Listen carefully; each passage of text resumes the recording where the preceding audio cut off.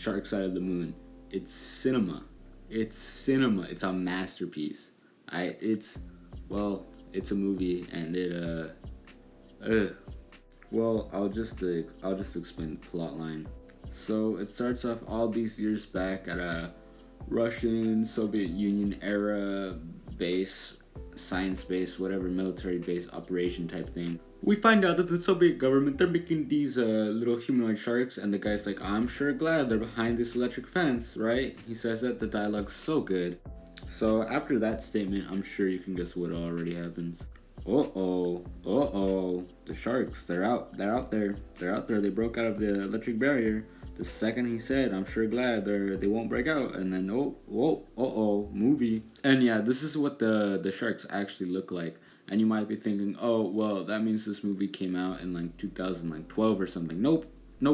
Came out 2022. Yup.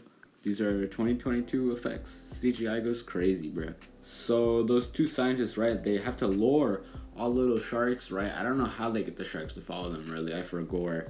But they get all the sharks to go in the spaceship, which actually looks like an American spaceship, but whatever. And they launch them into the moon. One of the scientists die, and it's just one of them left. And then boom, incredible title scene, incredible movie name, 10 out of 10. You could already tell that this is cinematic masterpiece. Citizen Kane's got nothing on this, bro. So then years later, there's a bunch of Americans, and they gotta go to space. One of them is sick, and then they call in the replacement guy. And he's got this like super cool entrance and stuff. He's on a motorcycle. That's how you know he's cool. And honestly, you would think he'd be a bigger character in the movie, but he's really not. Like, this is probably the biggest scene he has, which is kind of weird. I thought he was going to be the main character with that entrance. But no, not really. We get some banter with the crew before they launch off. And honestly, this is probably my favorite part of the movie. There were some lines there where like, hey, that's actually kind of funny, you know? Acting actually wasn't that bad, you know? It's like, the movie was actually kind of looking like decently good here. It kind of falls off, a little bit of a spoiler. But yeah, I mean, right there, it looked kind of decent actually somehow. Oh, and this is actually the main character, the commander. Yeah. So after they take off into space, we get some lore. We find out that they're trying to make like this renewable type of energy on the moon, because what they want to do is they want to live on the moon or something, establish a colony. They want to pull off an Elon Musk is pretty much what the plot of the movie is. But then memento, oopsies, they're going off course or something's going wrong. They're gonna hit the moon, and then oh no, they crash landed on the side, the bad side, the shark side. So after being crash landed and such, some of the crew, they go out to try to find other scraps of metal or whatever they could find to repair the ship. And then shark shows up, humanoid shark. And then this guy asks a really important question. This is such a good question. Why shark's moon? Why? Whatever. The one shark kidnaps the one human or something. And they're like, we gotta find him. Then this guy shows up, and he's actually the scientist guy from the Soviet Union, the one that survived. So he's been on the moon the whole entire time. He's just been chilling there. And yeah, that tube thing is how he breathes, because shark science or something. I don't know, man. And this is his daughter, who's not actually his daughter. It's a shark, but it's a more human looking one, because and their name's Akula, I think, if I'm remembering properly, which I think is just shark in Russian, I think, maybe, probably. This could just be false information, though. I have no idea if I'm like actually telling the truth here. So here, after the one guy was captured and taken away by the sharks, we find out that they're actually like civilized now. They're not just like these mutant like monsters or whatever. They're actually civilized people who, they have a whole building, they have a whole like city, really. They have a whole city. They're civilized people. That's their leader, actually. It's a dictatorship. And yeah, and then this lady's like we had to go back for our boy Henry. He's our mechanic. I think it was kind of funny because the movie was kind of saying like, oh, the teamwork, the team. But then she's just like, no, he's our mechanic. We need him. Just because he's the mechanic. No other reason. Anyway, after they cut this one guy, they cut his leg off or something. He signs over like all of humanity basically. He's like, yeah, I'll tell you the location of our ship, so you guys can leave, and I'll get into the plot hole with that soon. And then I got really bored and I started playing Stumble Guys on my phone, and I won the game. I stumbled, but I recovered and I won. Our main characters wonder how the sharks were able to reproduce and make more little sharks. And then this guy quotes that one movie with the dinosaurs, and it's all Jurassic and like a park. Best part of the movie, maybe, probably, he quotes Jurassic Park. There's a Jurassic Park reference in this film. Our main guys, they finally make it to the city, and then there's like some CGI fight scene. It's so bad. It is just it's atrocious. And yeah. Okay, so the people are back at the ship. They're all like, there are 6 hours left. We gotta get out of here in 6 hours or it's all over. And I forgot why it's specifically 6 hours. It's just to make the thing sound more dramatic. So they get to Mans, right? And then he leaks the lore that, hey, there's these eggs. They can grow eggs now. They're gonna hatch and they're gonna take them to Earth, overthrow the Earth, right? So then they gotta skedaddle their way over there. Guy fumbles. He admits to, hey, yo, I kind of told him where the ship is. And then the sharks show up. So literally everybody like dies. Well, not everybody, but like it's like the main character and like 2 other dudes don't die. 3 other dudes, I don't know, something like that.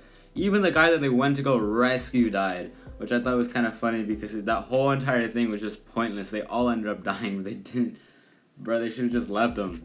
If they would have left earlier, none of them would have died. So yeah. So the sharks take over the ship. They're going to Earth, but then the Russian guy's like, what if I blow up my ship, therefore causing explosion, therefore ship leave to Earth or something. So they're like, screw it, we're not gonna leave, we're gonna stop the sharks. There's a bad CGI fight. It was just awful. The CGI in this movie is so bad. And then there's, so explosion, shark, 9/11 happens, basically. And there's something, this is where the plot hole happens, right? Because you're telling me the sharks, they can build this all city all on their own and all this, but they can't build like a spaceship or anything. Why am I getting a text? Doesn't matter. It doesn't make sense. Because they could have built a spaceship on their own. And then this guy, he's flying his spaceship, which means that he could have left the planet anytime he wants to. Well, there's no fuel. Bro, then what? Bro, he just finds fuel because apparently there's enough fuel to power things to make all the little cities.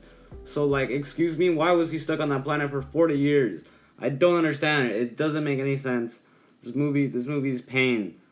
So somehow the explosion causes them to go back to Earth. I don't understand. And when I mean them, I mean like the 3 people to survive this whole ordeal.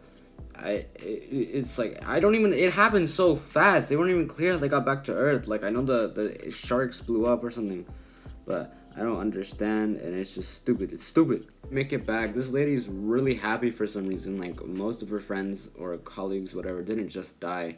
But wait, there's a plot twist. So they landed in the water, right? And it turns out that the shark lady, Akula, whatever, she, for some reason, gives birth to a bunch of little sharks. And I kid you not, that's how the movie ends. I don't know if they were trying to like imply there's gonna be a part 2 or whatever, but it just ends so abruptly, and her giving birth to shark babies is just so random. It made no sense. I thought it was like, what's happening? How is this gonna be the end of the movie? Because I'm like, okay, this is taking way too long. The movie's about to end. How is there gonna be like a whole nother like action sequence? And nope. End of movie. I would have liked for them to make clear that like, oh yeah, we're gonna make a part 2. This isn't the end, but it kind of seems like I don't know. It was just weird. Alright, so now I want to get on to like my review or like reaction to stuff. I think I'm gonna start out by saying positive stuff. There is a story here in this movie, as weird sci-fi, but you know what? it's creative. You know, I know Sharks Hollywood has been done 1,000 times, but you know the whole like it's in space and like the shark colonies. You know, there's like an element of creativeness to there. I don't think a creative genius came up with it. I'm not gonna call the creative guys behind this the creative geniuses, but you know, I think there's some level of creativity here. Uh, I think the interesting thing with I think the setup was pretty cool with the Russians. I'll say that. I thought the setup was cool. The concept of this movie is not inherently bad. That's what I'll say about the good parts. Now, for bad parts, okay, this movie, it's way longer than it should be. I was bored within the first like 40 minutes.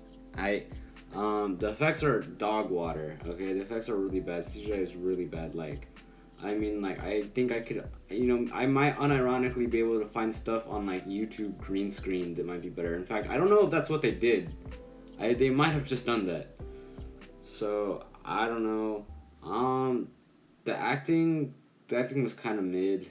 It wasn't like horrible, but it wasn't the best.